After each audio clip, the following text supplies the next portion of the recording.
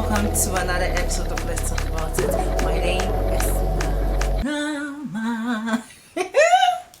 So I hope this whole COVID and lockdown thing is not taking a toll on you, and I hope you're finding something positive out of it. Okay, it will be well. This one too shall pass. So today I wanted to talk about religion. I've been thinking of how to name this whole thing. I'm not getting one, so let's say religion for short. Okay. So I believe that just as you are born and you don't choose your name, that is the same way when you are born and you are an infant, you don't choose your religion. So if you're born into a Christian home, you're a Christian. If you're born into a Muslim home, you're a Muslim. If your parents are traditionalists, of course you'll be a traditionalist. It's not your fault. However, it is your responsibility to find the truth as you grow up. Finding the truth means that finding the right path. Okay, so I started this journey of finding the truth and all that when I was very little. I remember as little as I think 9-10 years, I questioned my teachers and some Sunday school teachers about the existence of God and where he resides and all that. And this is what I was told. That if I ask such questions, I'll go mad. How absurd is this? I know that lots of you heard these things growing up, that when you ask too many questions, you will go mad. Like, I do not understand how a father puts toffee in a room and tell his kids that if you take this toffee, you will burn, and the kids take the toffee and they burn. I had a problem with the whole Garden of Eden thing. And so that was my first questioning to a lot of people, and I was told I would go mad, so I let it go.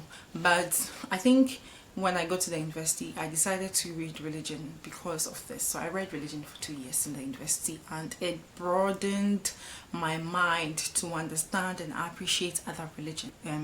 I want you to tell me what some of your religious values are, and some of what your beliefs are, what you have, not what they told you, what you have come to believe, and what you live by every day.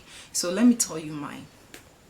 So I believe in what the deists say, to some extent, to a large extent. So deism says that yes, God did, yes, he created the universe and everything in it. However, he does not interfere in the day-to-day activities of what mankind does.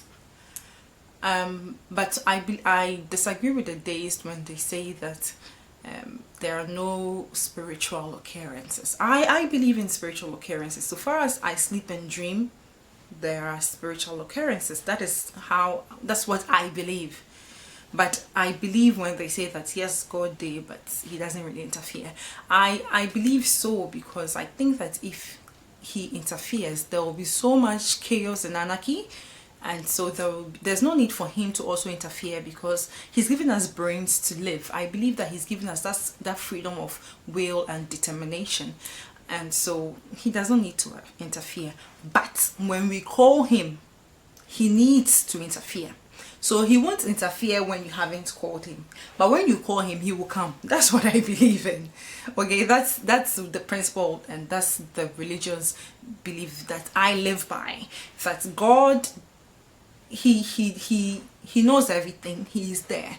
However, he doesn't interfere in how I decide to live my life, because in my choices, I will find directions to live my life. But if me pim, not my friend, he will come. That is what I believe. And so I know somebody might not believe, or somebody might not agree with me. Let's not judge each other. Let's just share views, okay?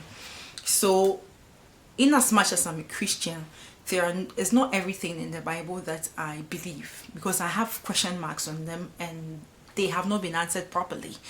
And for instance, the issue on tithing, it's good. I mean, for what it's worth, or for what it was worth in the Old Testament and in the olden days, it's good.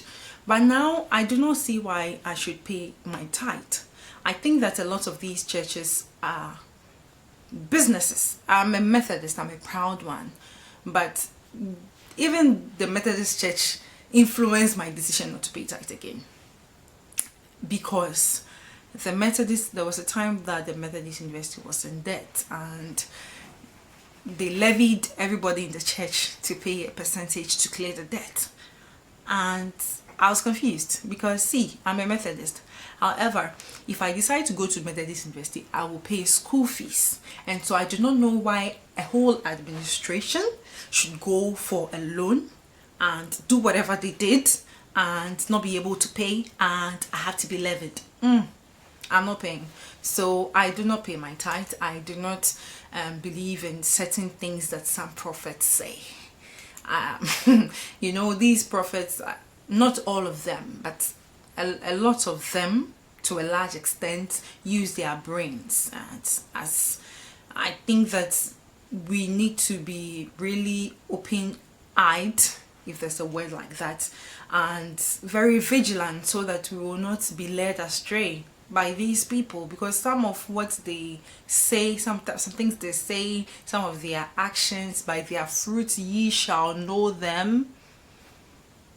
It saddens my heart when I see, you know, what's going on in this country. I will not sit here and talk about any church in particular, but when you see a lot of women going to certain church, it feels like they've all been manipulated, and it feels like they don't ask questions, and so because of this they are being taken advantage of. I think that in the society we find ourselves, immediately you begin to question religious values and religious doctrines, you are seen as disrespectful, you are seen as you're challenging, you're seen as you're committing blasphemy and all those things. It is okay to ask questions, because the fact that you are saying that 1 + 1 is 2 doesn't mean that I shouldn't question why it is 2. If there is a reason why it's 2, tell me. If you do not know, I will find out. That is why God gave us this to think. I believe in God. As I said earlier, I do not believe that he interferes, and so if I do bad, God doesn't, he wasn't part of that decision. I decided to. However, if I mistakenly, or if I need him and I call him, he will come, and he has to come because I'm his child. And I hold this I hold a lot of natural laws dear. I believe in the golden rule: do unto others what you want others to do unto you. This is common sense to me. Do unto others what you want them to do to you. So if I do not want to be lied to, I do not have to lie. If I do not want to be cheated on, I do not have to cheat. And ask and it shall be given unto you. This, in a long way, is the law of attraction. So the law of attraction states that whatever you want to attract, you focus your mind on, and your mind will make it happen. Like your mind, that energy will transform it into reality. And I use the law of attraction every day. You have to speak whatever you want to attract. You have to think about it. You have to work towards it. This is common sense. Law of attraction. I believe in it, and it works for me. I always, whenever I wake up, I have mantras that I say. For instance, I am a money magnet. I always say that. I always say that I'm a human being and nothing human is alien to me.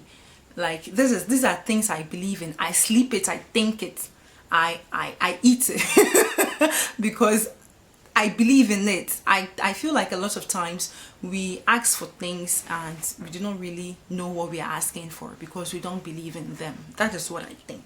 So you realize that a lot of people pray, and once they get out of their homes, they forget what they even prayed for. That is how your prayer is being delayed. I think that if you pray about something, if you want something and you think about it and you attract it and all that, it will happen for you. Okay, so I am a strong believer in the law of attraction because it helps me in so many ways to attract jobs, to attract money, to attract travels, to attract partners, to attract everything that I need in my life. I use the law of attraction. Okay, and so I also believe in give and take. Like whatever you put out there, you get it back. Garbage in, garbage out.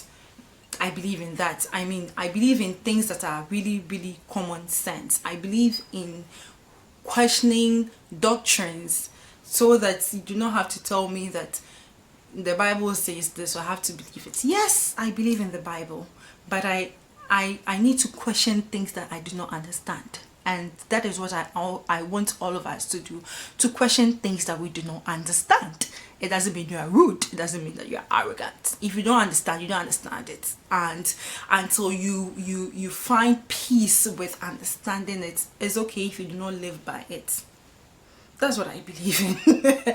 You know, religion is a huge concept, and law of attraction is also something close to my heart that I would want us to discuss into details someday, but I do not like boring you with long vlogs, so I'll cut it short here. I want you to tell me in the comment section what your beliefs are, what you have questioned, the answers you've gotten. Let's be thinkers here. I want us to be a community of thinkers, of philosophers, of philosopher kings and queens, so that we will make this world a better place. Okay, it's okay to ask questions, but it is important to know that something reigns. Something is. The evidences are all over. The air you breathe, the nature, the dreams you have, how your mind works.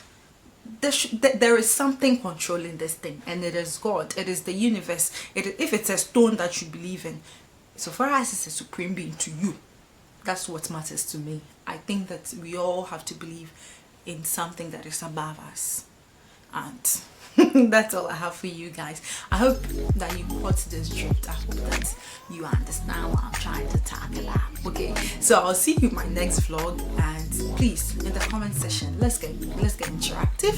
Let's talk, let's share, let's subscribe, and let's make this community grow. I'll see you on my next vlog. Bye.